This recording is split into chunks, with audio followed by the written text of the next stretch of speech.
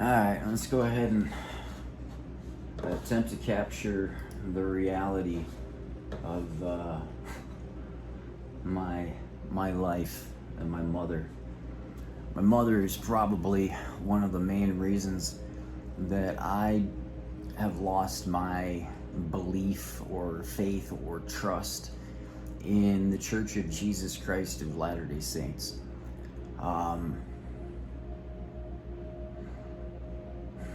In the same way that I'm willing to bet that, Ruby Frankie and her little cohort there who created their abuse factory for others within their stewardship, that they were out there, taking their sacrament at church and playing the part that, they're something ultimately that there was more to than meets the eye. My mother is not much different, unfortunately, and that makes me sad. She has promised me that she would be willing to divulge the truth and do whatever she needed to try and make things right in my life and to make restitution for the hurt and the damage that she's caused, the betrayal, the trauma. But the reality of it is she doesn't ever keep her promises. She treats me like I'm an inconvenience and continues with patterns of abuse that she's promised that she would discontinue. And even when I plead with her and ask her to stop, she won't, and she'll instead deliberately antagonize me in the CPTSD that I actually struggle with. She takes advantage of me in that and then, plays me like a scapegoat so that she can play the victim card when she pushes me to my breaking point, And I just spoke to her like a week ago, and at that point in the conversation where she called me a fucking cunt, and told me that it was my fault that I pushed her to the point that she verbally abused me, I was just like, okay, so hold on now. How's that work then? Because if it's my fault that you're verbally abusing me, then when you push me to my breaking point and I respond in a way that is considered verbally abusive, that's still my fault. You see what I mean? So that's iniquity. That's not equality. That's not accountability. That's not justice. I wish that I did not suffer with the PTSD that I have. I wish that my mother loved me enough to keep her promises to me in life. I wish she wasn't as selfish as she is, but I don't control the choices that she makes as a person. And sadly for me, I have learned the hard way, and she has shown me again and again and again that I as a person genuinely don't matter enough for her to keep her word or to follow through on the things she says she's going to do. Last year when we started, when I allowed her to join, the therapy sessions that I had already started in my own life, I took the time to find a therapist that would allow me to record my own sessions for my own value. And because I'm attempting to address some toxic abuse in the Mormon religion, but my mother joined in those conversations, and I recorded confessions and interactions that, she's already admitted to me, she's already admitted in front of a mental health professional, and I now have it on video, as record. The one thing that my mom won't do, and that she's terrified to do, is she's terrified that the people in her Mormon community are gonna find out about her own issues of mental illness and how the choices that she's made had been maybe less than ideal in different situations, or that they have not been as hyper righteous as she tries to present herself to be. And so there's this rift between how she wants to see herself in her own mind and the way that she tries to portray herself within the Mormon community. But yeah, I mean, she openly admitted that she lied on a temple recommend renewal, that she knew she wasn't worthy just because she wanted to continue to go to the temple. You know, she admits that level of dishonesty. You know, she doesn't keep her promises. But my wife offered to send her some articles, I don't know what the heck you call them, reference articles pertaining to like scientific evidence documented, you know, pertaining to mental health and the very specific kinds of abuse that she has employed against me in my own life. And man, I thank God that I married a mental health professional, you know, who loves me enough to be like, hey, you know, you might want to take a look at that because that's not healthy, you know. To actually have a woman in my life that truly cares about me enough to see that if someone's doing something that is abusive or hurtful or coming at my expense, and then I'm sitting here trying to do what I think the right thing is, only to be, you know, chasing my own tail in narcissistic abuse. It's like, I thank God for my wife, I sincerely do. But anyway, my wife offered to send these articles to my mother. My mother reached out and said, hey, I'm back from whatever leave of absence she took, whatever sabbatical she went on. She's like, so you can send me these articles. And so this is my mother's response. I don't know the thing that came before this message. I don't know what my wife said, but I know that my mom's message said, I received your email. I haven't been to my counselor in many months and do not intend to return. In light of that, I do not think he'd agree to speak with you since he's no longer working with me. Now, that would make me think that my wife brought up the fact that my mother had made the commitment to my wife years ago at this point, that she would put her in touch with her mental health professionals so that the two of them could communicate as clinical professionals about the symptoms and the issues that were, you know, transpiring in the relationship.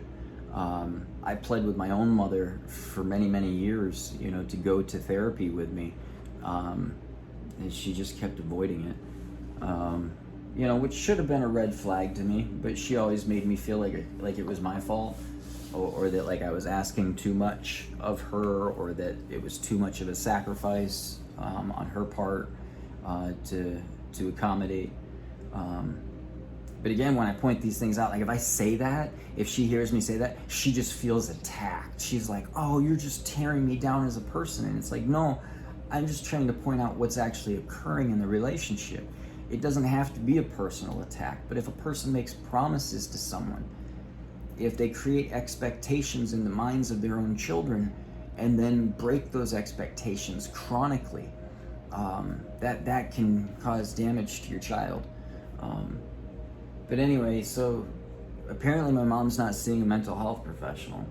I don't know where her medication's coming from, but I think she's still popping pills to cope with her own existence. She says, I think Ben has sent messages to President Johns, so he must have his email.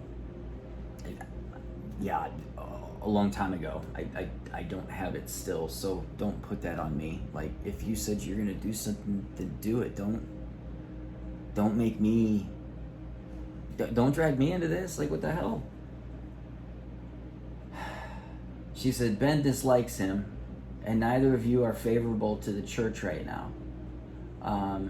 Okay, so I dislike the guy because he promised my mother that he would do something, and then he judged me because I sin differently than he does, and I'm not good enough in his eyes for him to even deign to investigate my claims. He's too busy judging me and seeing my mom as, you know, the victim, to acknowledge that there are underlying issues here. But again, she's she's trying to use me as some excuse to avoid doing what she said she would do. I mean, can you see that? She's like finding little reasons. So, oh, and neither of you are favorable to the church right now, so I'm wondering what is to be gained in that? Well, hold on, who are you to tell my wife what she is and isn't favorable to?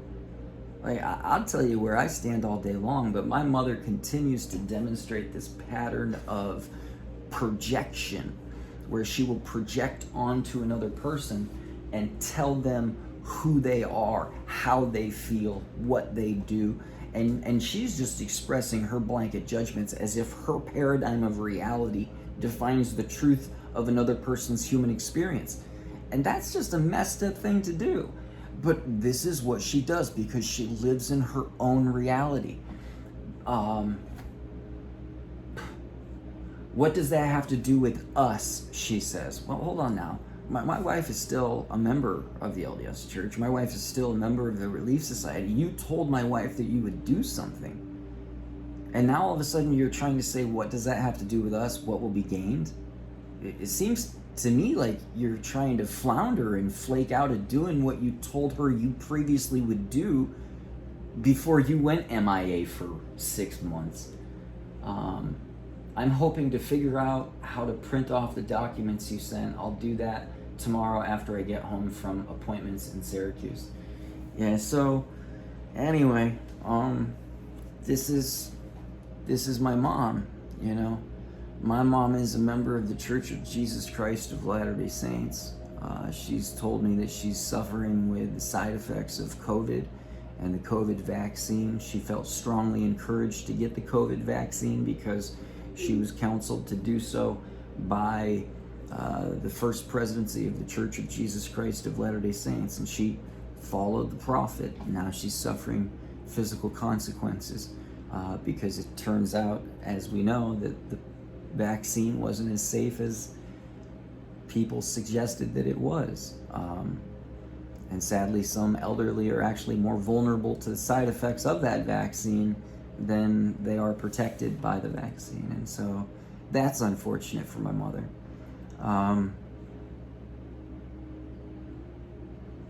My mom so desperately in her heart needs to defend the Mormon Church, like that's her whole identity, that she's willing to sacrifice her relationships with her own children in order to do so. And that in and of itself, I think, is a form of mental illness that doesn't even align with the teachings of the Church of Jesus Christ of Latter-day Saints itself. I mean, according to the teachings within the LDS Church, I mean, according to the teachings of their own prophets, you know, first comes your relationship between you and your Creator, because, you know, all the blessings you have in life come from God. The second would come your spouse, and the third would come your children, and, you know, then your career, and then extended relationships. But the church doesn't fit in as number two. The church is not synonymous with God itself. And even prophets have taught and explained that the church comes after your stewardship of your own primary family. And my mom, unfortunately, she's gotten so many accolades from being, you know, this Molly Mormon, you know, praised for being hyper religious, but the truth of the matter is she's just been hiding, you know, things that are going on behind closed doors for a long time. And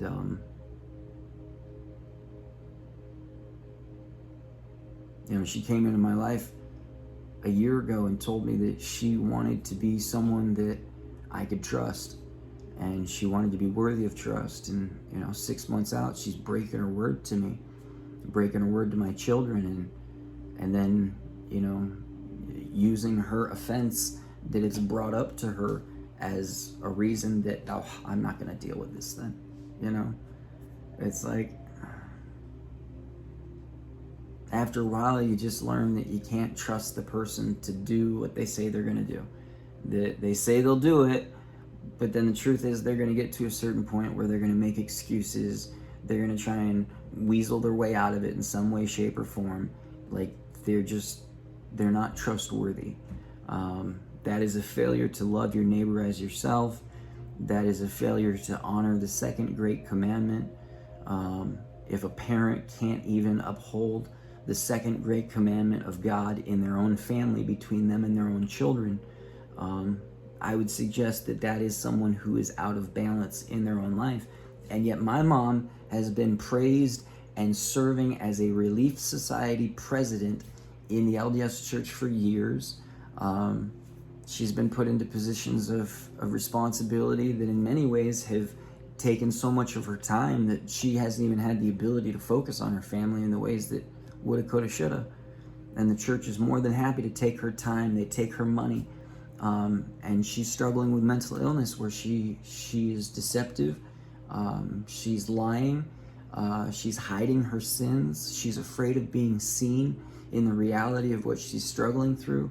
And I've got this wayward high priest in Owego, New York, who's too busy judging me for my lack of progression as a man, as he sees it, to properly address these issues of abuse within his own stewardship, you know? But yeah, that's my mom, you know?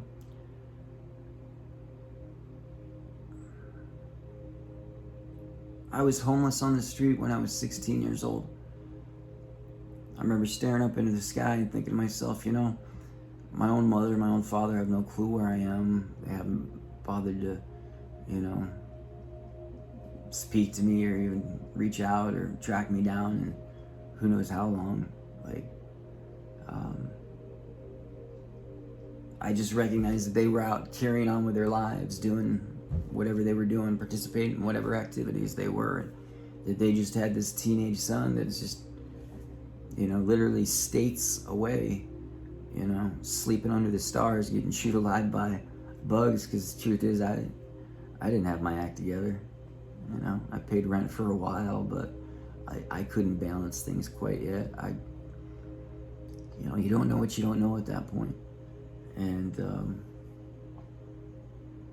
I just remember thinking, if my own mom and dad don't love me, you know, maybe God doesn't value me either, you know. And that was a pretty bleak perspective to hold.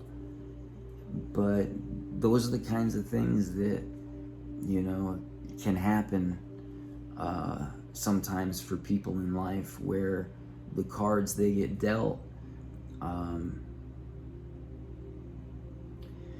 all you can do is play the hand, you know. Some people try to fake it. Some people try to, you know, pretend there's something they're not. I would prefer like genuine authenticity.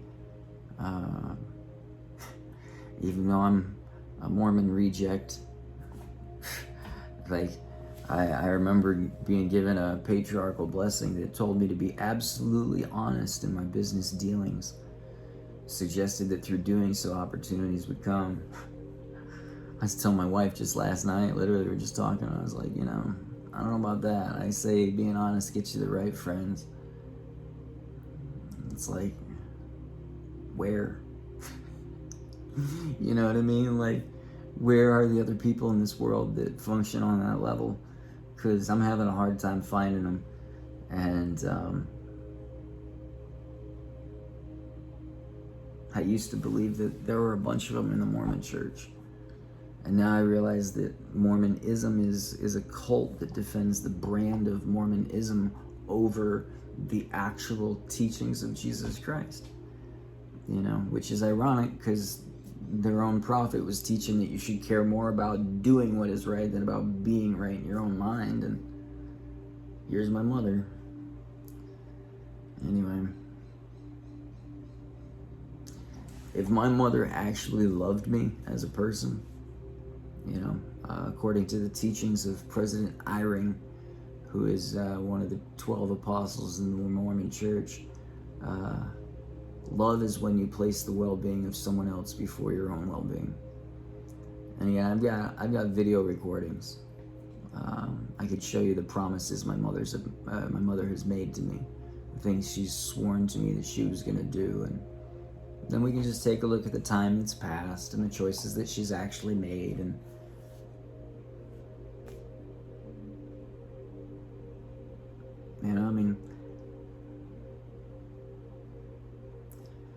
Jesus Christ teaches this concept about people that draw near to you with their mouth. You know, the talk a big game. Narcissists love to do what's called love bombing you. And they will love bomb you, but then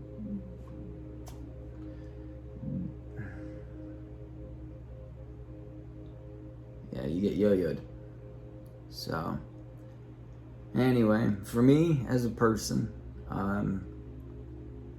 if someone comes into my life and they're too busy judging me for where I'm at in my progression, my own line upon line progression, then that person is struggling with their own understanding of the gospel. Like, if you're not here to help me, you know, in my own path, and you just want to tear me down and tell me why I'm not even good enough, you know, to be entreated, well, at that point, you're not easy to entreat, and you're judging me because I sinned differently, and yet Christ atoned for my sins the same as he did for you, and I'm also entitled to progress line upon line and precept upon precept the same way that maybe you already have. You know, that would be like a high schooler going and bullying, you know, someone in grade school and saying, you know what, you don't deserve to be in school because you're not as smart as me yet. You know, like, people learn precept upon precept, right? But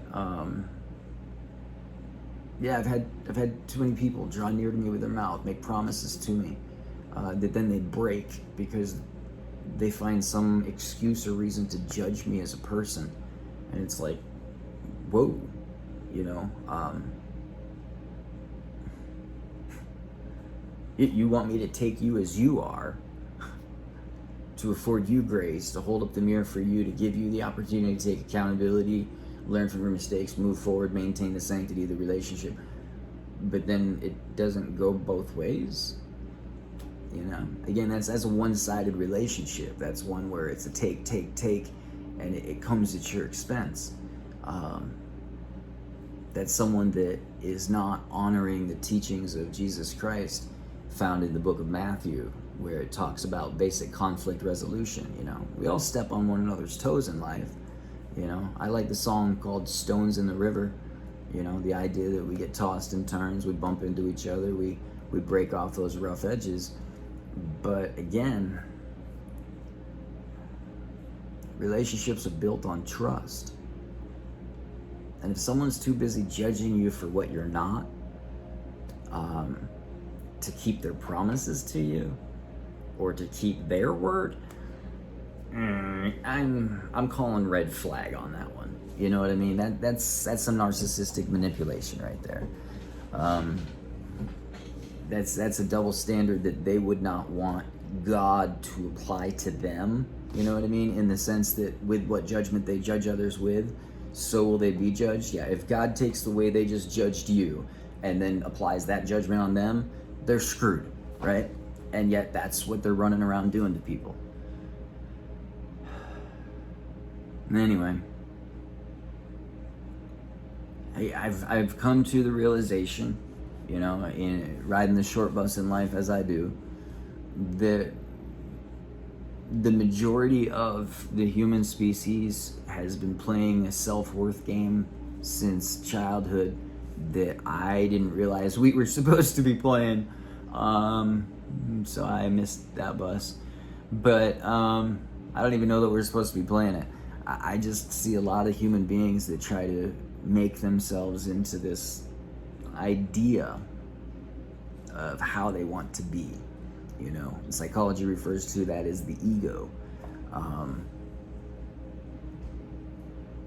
The Bible also refers to it in very specific ways. But a person is not what they think they are. You know, a person is not what they say they are. A person is what a person does. And at the point that we as human beings have to lie to ourselves or deceive ourselves, it's at that point of It's almost like adolescent discomfort, a lack of emotional intelligence. We're faced with our own failure, our own stupidity, our own, oops, oh gosh, and we're uncomfortable, we're embarrassed, I don't know. I'm sure there's a myriad of emotions that might occur for different people that stimulate us differently when we're faced with our own, opportunities for improvement. Some people demonstrate humility in those moments. And I believe that those who do are the same group that Jesus Christ referred to when he said, straight and narrow is the way and few there be that find it. Those who are applying humility in the face of that emotional discomfort, those are the beings who are applying emotional intelligence, and they are actually taking up their cross and walking. They recognize that God gives them weaknesses to make them humble. God knew that weakness was going to manifest before the day even started. Now you have the opportunity to own it, to learn from your mistakes so that you can do better going forward. Or this game of self-worth these people are playing, where they're trying to save face. They'll fall flat on their face, pick themselves up, dust them, be like, yeah, I meant to do that. It's like, no, you didn't. But people make excuses for themselves. We had this Fauci COVID doctor. What a scammer. What horrible an impact this man has had, sitting here using deception. I just listened to some, psychologist involved in some murder trial, and this chick referred to herself as being an expert, couldn't even cite her own notes, and it's like, oh dear, there's so many people trying to pretend that they're something they're not. They don't understand that trust is so important. And if you try to fake it, you're going to come up short, and you will disappoint people, and you're going to create a hard lesson for yourself and for others. But, I may be,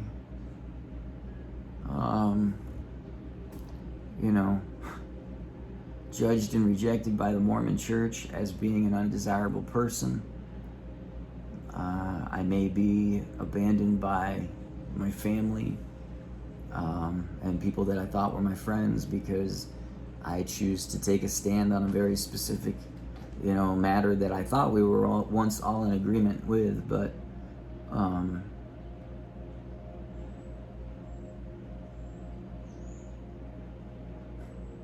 I know the Bible teaches that it's a sin.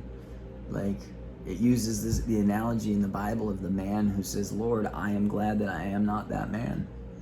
And yet that is literally how I feel. It's like my brain, my autistic mind can see the contrast of things, the opposition in things, and I can see how there are people who literally care more about how other people see them and perceive them, how they might be judged, than they care about their own soul's integrity. And it blows my mind. I see full-grown adults, dusty old adults, that it's like they're basically like children.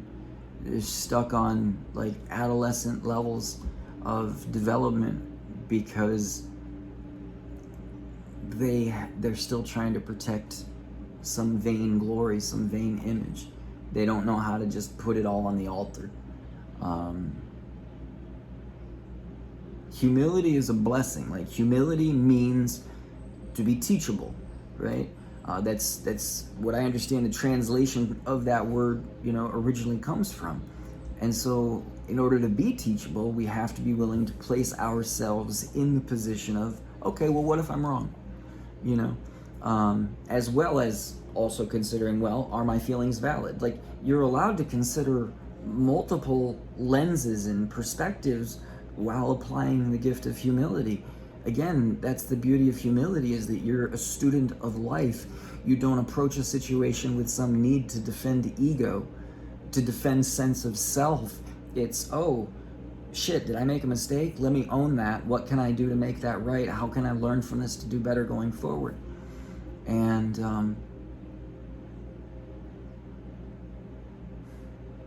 it breaks my heart that my mother who once used to preach and advocate for the teachings in the Church of Jesus Christ of Latter-day Saints, which ironically include the very things that I'm talking about right now, about personal accountability, about integrity, about a level of honesty and transparency where, we hide nothing. Like, to follow the example of Christ, to take up our cross, to let them sink the nails in if need be, you know what I mean? But if we hide our sins, if our fear of how so-and-so might see us, or if they might treat us differently, or we might get judged because, then they realize, that we were actually being fake, if that fear prevents that person from taking that step, they die in that sin. They die in that psychological error. And it's mind-boggling to me that my own mother values that vainglory, that image, and that the fear of that bubble being burst is more important to her than her relationship with her own child.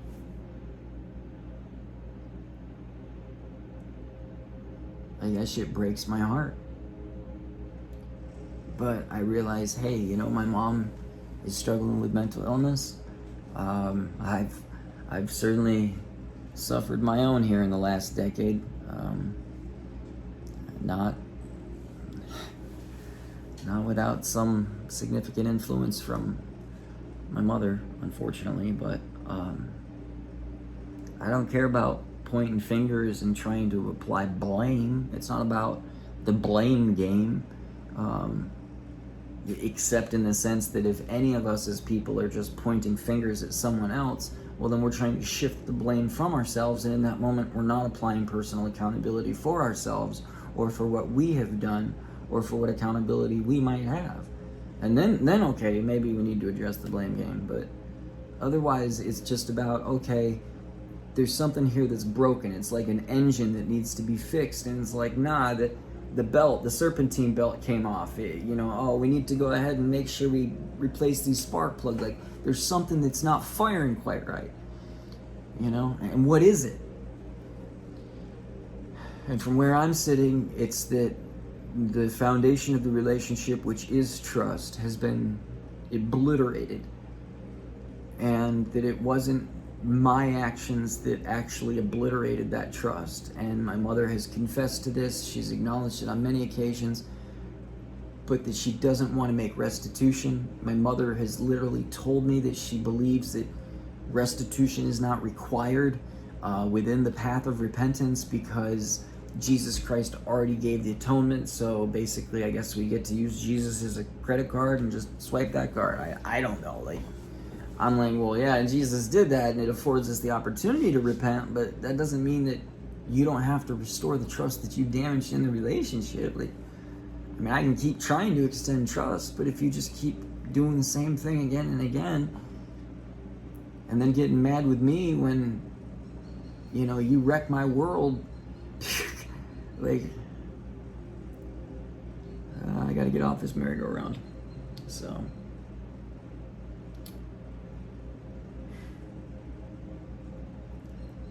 I am not in control of the choices other people make,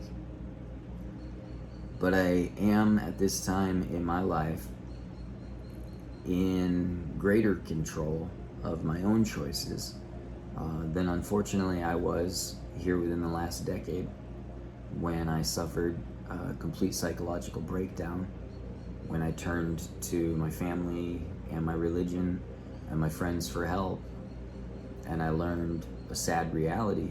A story that Kareen has told me about so many times. Before it ever happened to me, I remember my wife, who's been working in the psychiatric field for many years, telling me about patients that come in and how their families just dump them, and how the mental health symptoms of that particular family member, feels like a burden to, the other family members, and sadly they basically just push the person off, and they, it's like mental health challenges in this time period, I think, could easily be compared to that of leprosy in the time of Jesus Christ. And in the same way that there were high priests in the time of Christ who judged lepers as being unclean and unworthy of even being deigned to, because of God afflicted you, so stay the hell away from me, you know what I mean? And that's the way they treated people. And it's like Jesus came to preach against this.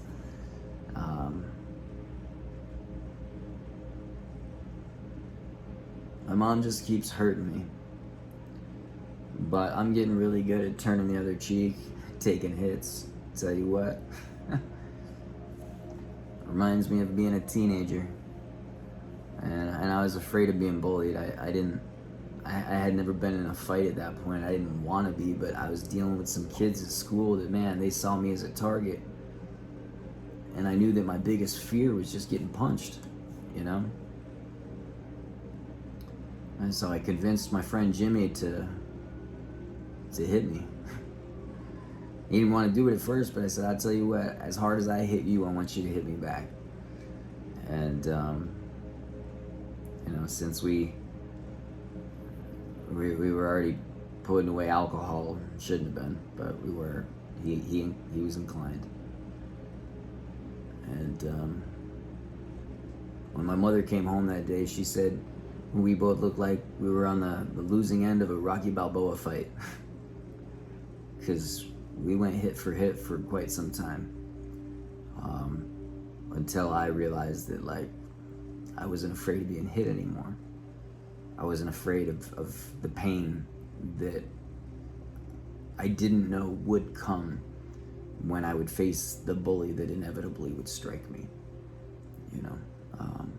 No one wants to get hit. No one wants to face the discomfort of being abused. But I don't know, my autistic nature as a child just kind of said, well, if I'm afraid of that thing, then I need to face that thing. Whatever that thing is, that's the door I got to go through. Otherwise, I'm a prisoner to it. And with my mother, it's been the same thing. My biggest fear in my life was the judgment, rejection, and abandonment of my own mother, which has come in a million different ways. And then she's even projected onto me that, I'm the one that's, ultimately rejecting her when she walks away time and time again.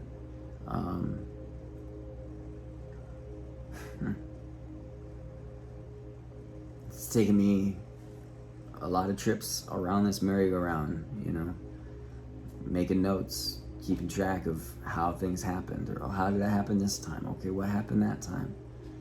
Always willing to be wrong, always willing to apply the humility for me to start to see the patterns of behavior clearly, and to see the abuse that it caused. But I think that if anything, if the Church of Jesus Christ of Latter-day Saints genuinely cares about children, who I believe to be the newest replenishment of the army of God in life, the children that are born, they are the relief in this battle here in this world that is unfortunately taking place. I think it's important to protect children. I think it's important to teach children correct principles while they are young, so that they can be protected against, some bad things in life. And one of the experiences that I have had, very genuinely, is that when a parent creates certain forms of emotional abuse and neglect, it ultimately puts that parent into a position that I would like to suggest, in my mother's case, unintentionally, but maybe in some parents, maybe they do it deliberately. But it places that parent in a position where they are God to be pleased. They are someone who has usurped that child's otherwise natural capacity to recognize their own spiritual promptings and impressions, and to be led and guided by their own spirit correctly. And it hijacks the nervous system in a way that is unfortunately damaging to that child, and to their ability to truly recognize the spirit from the feelings of manipulation, the feelings of abuse, the feelings of anyway, I could go on. But yeah, anyway, if the Mormon Church actually cares about children, and if they genuinely believe that Jesus Christ said, "Upon this rock I will build this church," then they need to recognize that the devil is smart enough to know how to attempt to damage the fragile nervous system of a human being in a manner that, would make it difficult for that individual to effectively, find that harmony in their own spirit. And that's unfortunate, but that is a form of child abuse. It is serious. It does occur. There are forms of social behavior that are occurring within the Mormon community at large, which are, some of them are named exactly by Joseph Smith in the Doctrine and Covenants specifically. Some backbiting behaviors, for example, a generation of vipers, to cite the reference, but they're behaviors which are culturally acceptable within the community, which are actually damaging and stifling to the development of the rising generation. Children are being pencil whipped through teachings and preparations in order to try and measure up to some idea in ways that are making them ill prepared for life. And we can see so many damn examples of that, it's not funny. As a parent, I choose to take the accountability that if any of my children, if anyone in my stewardship comes up short, that's on me.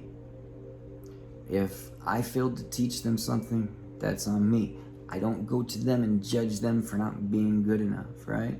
And again, that's, in my mind, the accountability of Jesus Christ, even that he set in the atonement, that he took accountability for his own creation. Those who believe in me, they shall do the things that I did, right? And greater things shall they do. He gave us a foundation to build from, to aspire to. And the importance of the stewardship cannot go understated. The importance of love, which is genuinely something that requires sacrifice on our part to place the well-being of someone else before our own well-being. That power cannot go understated. And if that power is utilized like a carrot on a stick and utilized as a tool of emotional abuse and withholding, we got problems, because that's not in harmony with the teachings of Jesus Christ, as far as I know. That's not in harmony with the principles of the priesthood, and it's not something that I'm going to respond to as a man. It's not something I teach my children to respond to. And again, if these perspectives make me, persona non grata, so be it. But I stand firm on the fact that my stake president has deviated from the framework of the instructions of the gospel. If the church is supposed to be a house of order where all things are done in wisdom and in order, then he shouldn't be deviating and trying to maverick his own thing. I stand firm on the fact that, my mother is guilty of forms of emotional and psychological abuse that I've been begging her for years to seek treatment for and to get help with. And she continues to triangulate and waffle and avoid. And she told me, hey, you know what, Ben, if you want to go public with it, go public with it. So here we are, Mom. This is me taking up your invitation. Put your feet, in motion. Put your faith in action. If you say you're going to do something, lady, then keep your word. If you actually love your family, then prove it. Otherwise, let you be seen for the lies that you are. Maybe you need to go watch that Netflix special called Baby Reindeer and recognize that, like, you're skating a thin line in your own path in your relationship with you and the Lord. And I'm not saying that to be unkind. I'm not saying that to attack you or tear you down.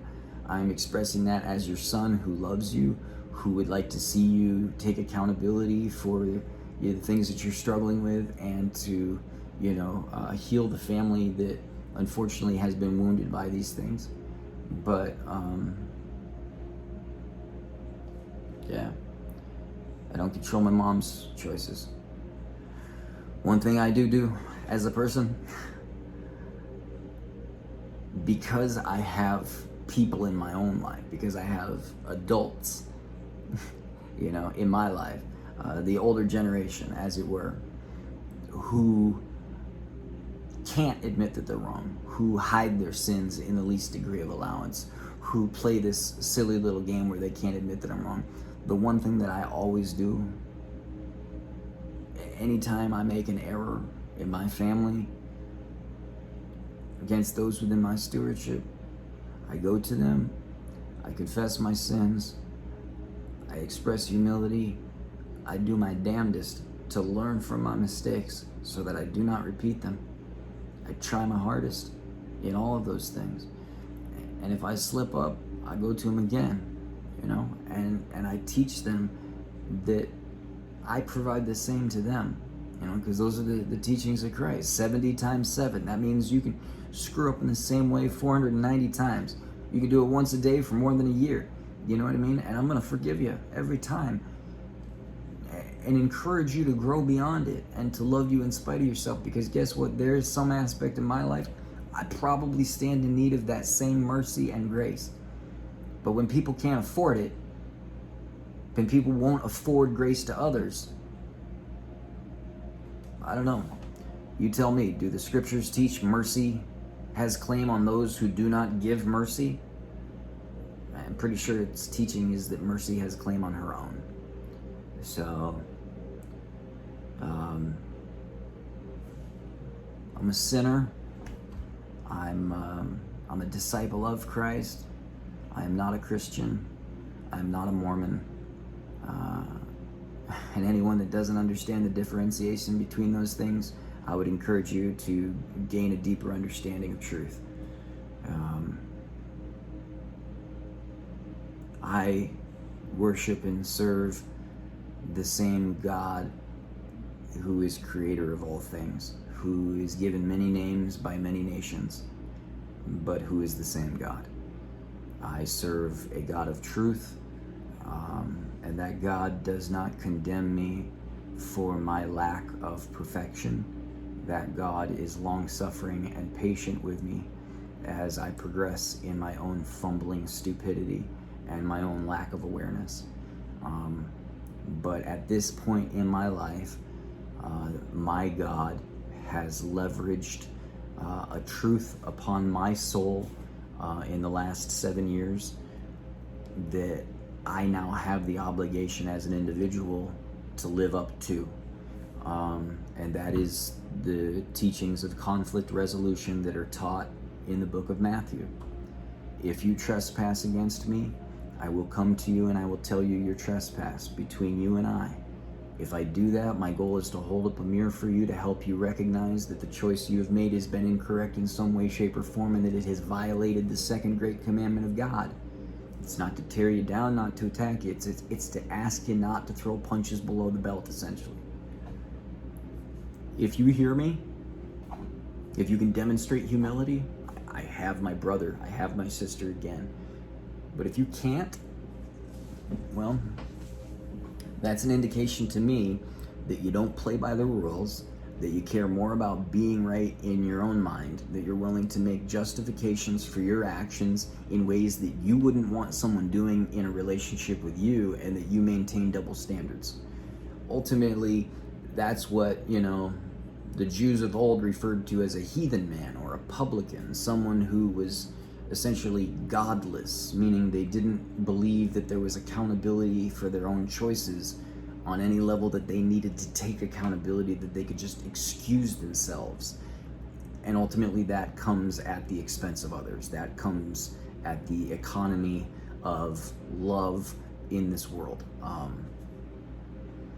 So we pass through this darkness as a human species, from yin to yang to yin to yang, the ebb and flow of life. That is arriving at a point of perceiving ourselves to have understanding and needing to come to an awareness of our own ignorance again, and repenting of such, and growing and turning stumbling blocks into stepping stones. Like, these are the principles of intelligence that I comprehend for my own application as a being.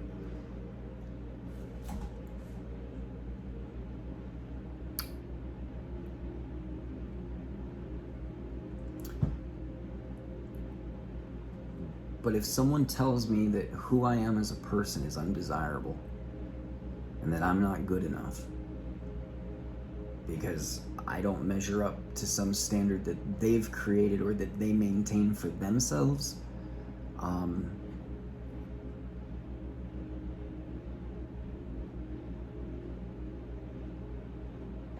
I guess it's just a compatibility issue at that point, right?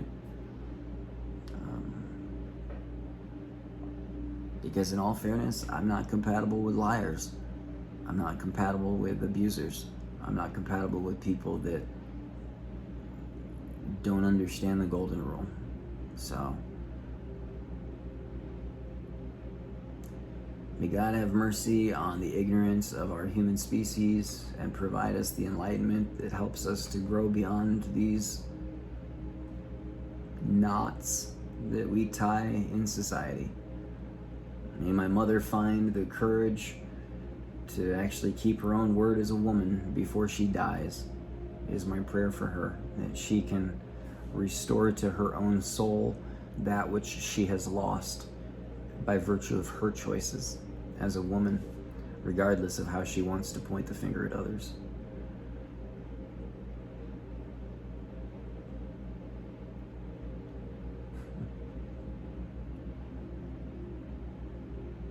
Anyway, that's my rant today.